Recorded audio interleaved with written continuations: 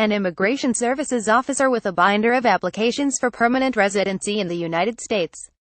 John Morgetti images. Almost immediately after the Manhattan terrorist attack on Tuesday, President Trump faulted the diversity lottery visa program under which the Uzbek immigrant suspected in the attack entered this country, and laid the blame for the program's existence on Senator Charles Schumer and other Democrats.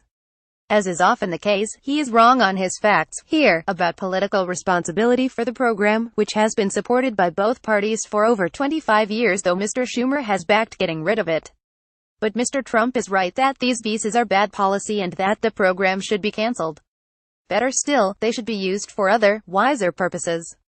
First, the facts. Of the roughly 1 million permanent resident visas, commonly known as green cards, issued each year, 50,000 are awarded through a lottery process with few preconditions other than that applicants come from countries with little immigration to the United States during the previous 5 years.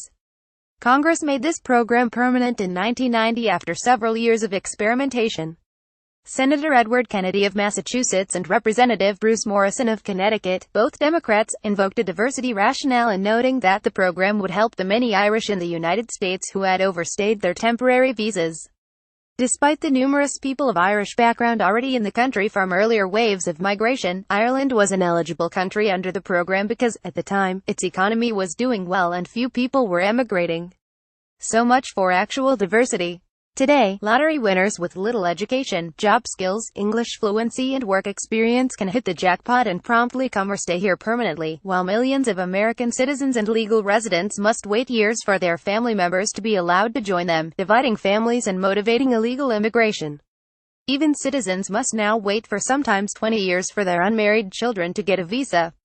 The same challenge faces would-be immigrants who have skills needed here but can't qualify for an employer-sponsored visa. Even the State Department, which runs the lottery program, acknowledges that it is rife with fraud. If you find this lottery a weird way to allocate 5% of our 1 million precious green cards, you're right. It makes no sense for the United States to randomly distribute these visas on the fictitious argument that the most diverse advanced nation in the world needs more diversity in its immigrant population. None of the few other countries that routinely admit immigrants uses a lottery. True, America has probably benefited from some of the immigrants who have come through the program. But that's to be expected since more than 1 million lottery winners have arrived since 1990. It is a statistical certainty that some would flourish here. But there is no reason to believe that lottery winners in general will do as well here as other immigrants who must demonstrate their skills, job offers or family ties to be admitted. Mr. Trump is wrong to link the lottery program to terrorism. True, the attack suspect, Sayfullo Saipov, is not the first lottery winner to mount an attack here. Another shot and killed 2 people at Los Angeles International Airport in 2002. And it is also true that lottery winners have fewer existing ties to the United States than other green card holders, who must have proved such ties to even apply for admission. But the current pre-admission vetting of all potential entrants, vetting that Mr. Trump is trying to strengthen, should minimize this risk. Still, there are much better uses for these coveted visas.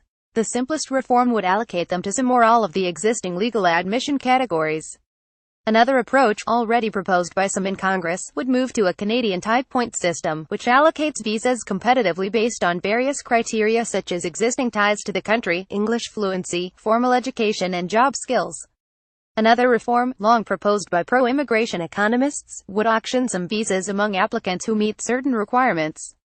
Auctioning the 50,000 lottery visas, perhaps adding in the 10,000 or so visas a year awarded under the fraud-prone EB-5 investor program, could be used to attract bids by skilled workers and their potential employers, yielding revenues that can be put to good social use. Green cards to the United States are among the most valuable pieces of paper on earth, especially today when we are one of the few remaining beacons of hope, opportunity and safety for would-be immigrants.